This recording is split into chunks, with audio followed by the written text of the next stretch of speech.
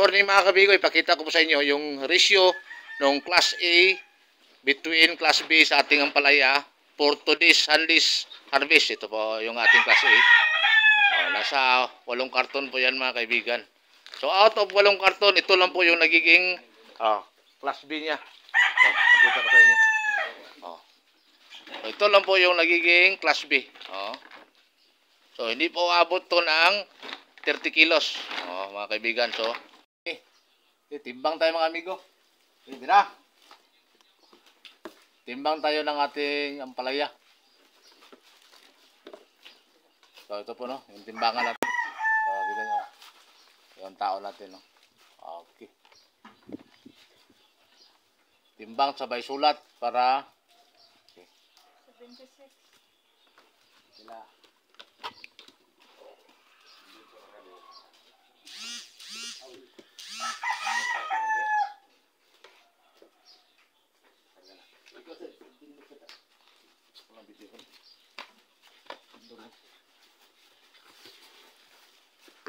So, hindi pumabot ng 80. So, 76 lang, no? Ating first.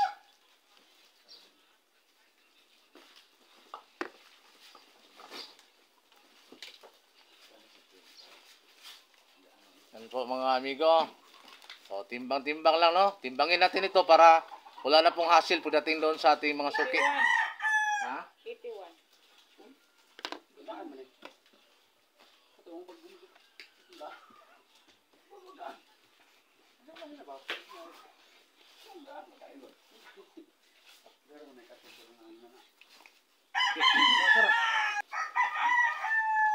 Yan. So, isa lang 80, no? Isa pa lang 80 atin.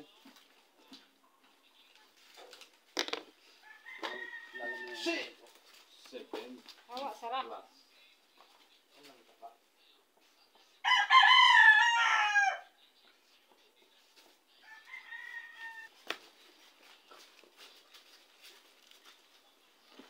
Seven.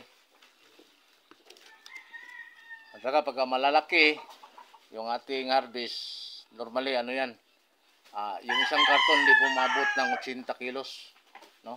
Kapag maraming malalaki, no?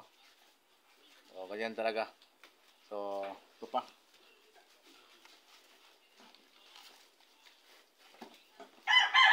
Nakapilid, pabordo yung kuwan.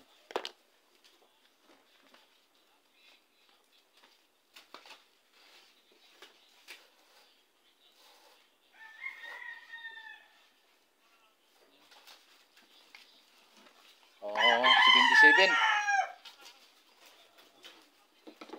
77 pa rin.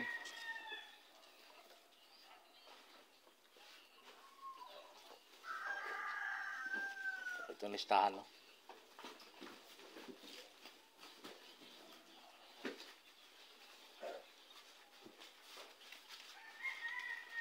So, next.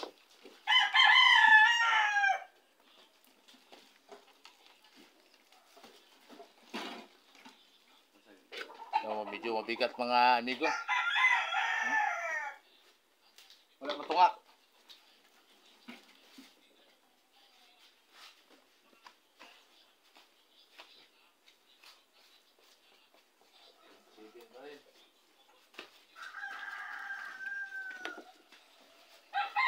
Ito po. 77 pa rin. 77.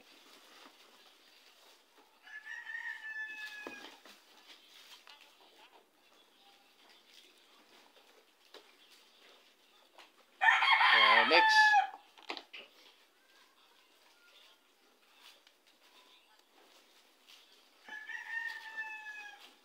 Yan, kalsuhan para dili mo tumba.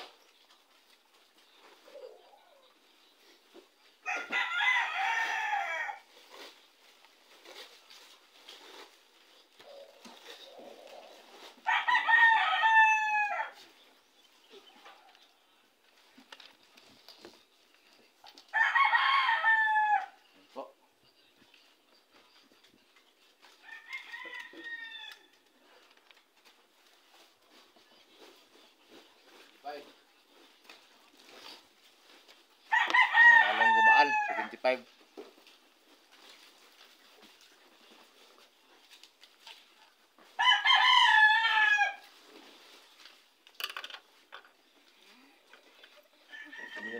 Pisa.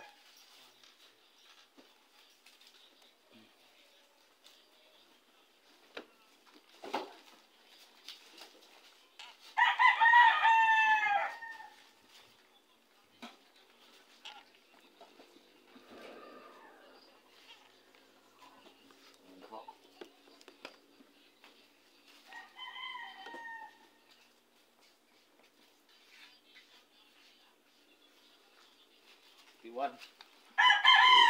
Oh, tiwan. Yan lang pinakabigat.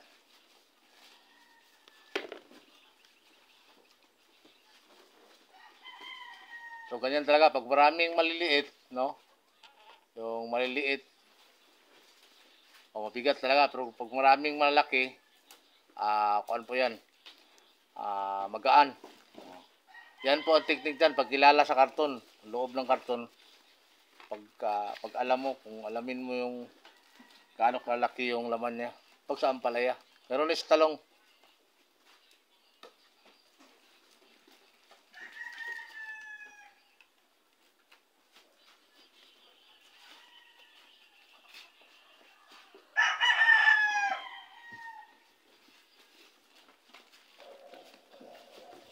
Si 28.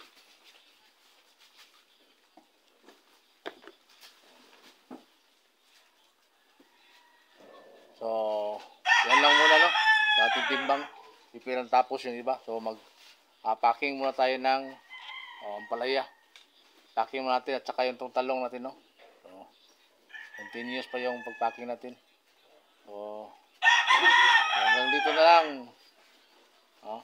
Tingnan natin yung ating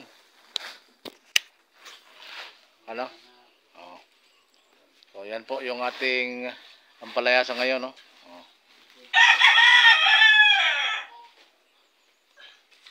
Ayan po.